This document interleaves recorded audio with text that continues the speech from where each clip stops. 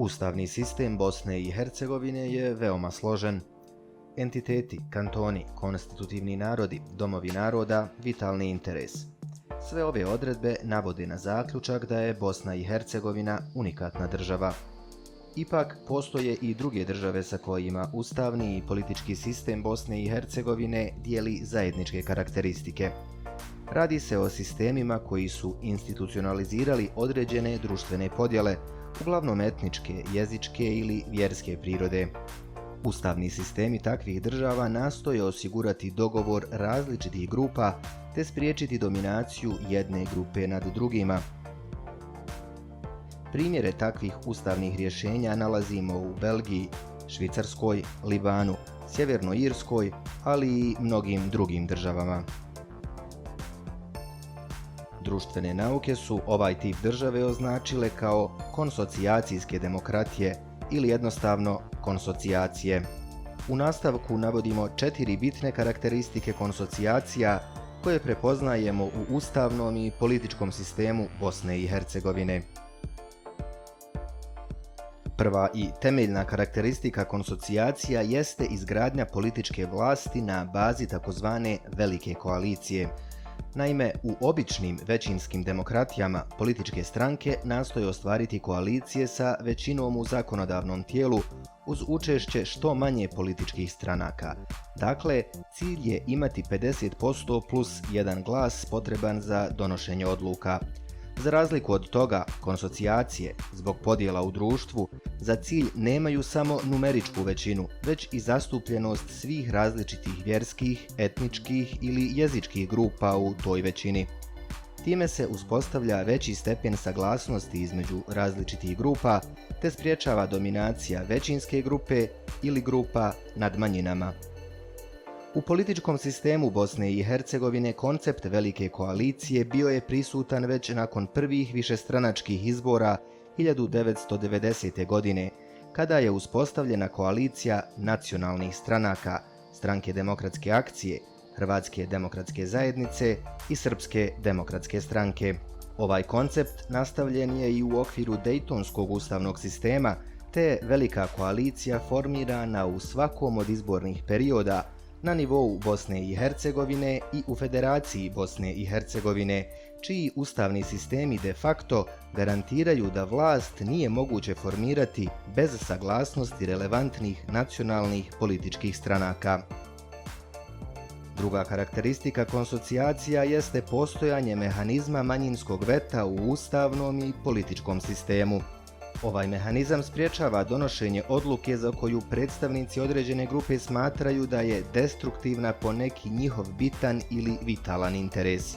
Ovaj mehanizam formalno treba biti štit za manjinsku grupu, ali postoji i uvijek prisutan rizik da se štit pretvori u mač, to jest sredstvo uslovljavanja, ucjena i ultimatuma.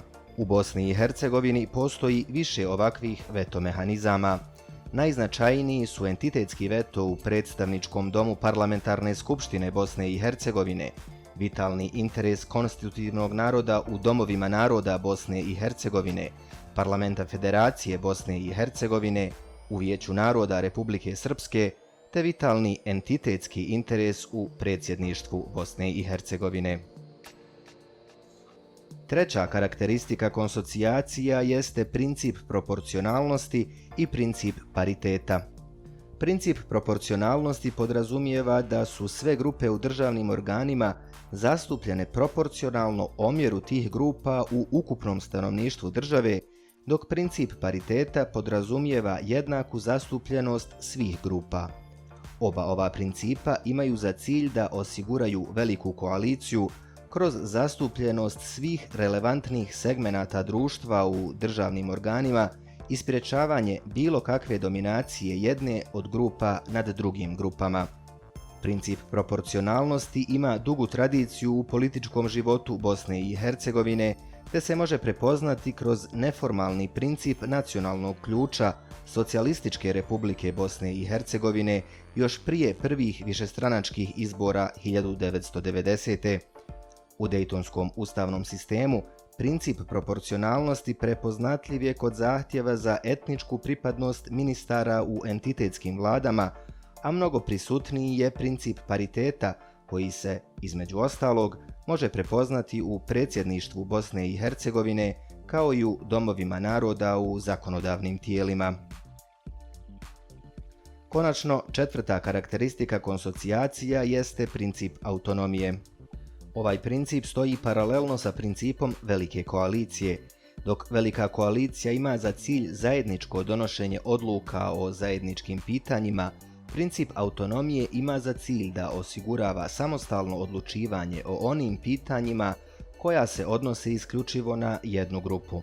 Autonomija segmenata se najlakše ostvaruje kroz federalne principe.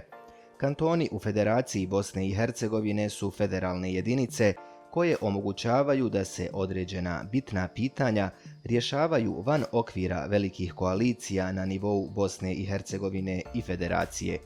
Isto tako, ustavna ovlaštenja Republike Srpske daju ovom entitetu izuzetno široku autonomiju u određenim pitanjima. Na kraju, nužno je naglasiti da postoje mnoge zamjerke na račun konsocijacija kao ustavnog i političkog formata za savremene države. Najmanje dva nedostatka konsocijacija su relevantna i za Bosnu i Hercegovinu. Prvi se odnosi na takozvani efekat centrifugalnih sila. Pod tim se misli na procese u kojima političke stranke, odnosno izabrani i imenovani dužnosnici, vodeći se partikularnim interesima jedne grupe, djeluju štetno po državu ili interese drugih grupa. Drugi nedostatak ogleda se u imobilizmu i mogućoj paralizi države. Kada ne postoji konsenzus oko određenih bitnih pitanja, postoji rizik da neke ili sve od strana posegnu za različitim veto mehanizmima i blokiraju procese donošenja odluka, te na taj način postave ultimatum za ispunjenje svojih zahtjeva. Ovakvo djelovanje smanjuje efikasnost vršenja vlasti, odnosno kvalitet usluge koju država isporučuje kao servis građana. Oba ova nedostatka primjetna su u političkom životu Bosne i Hercegovine, te predstavljaju učestalu kočnicu razvoja i europskih integracija države.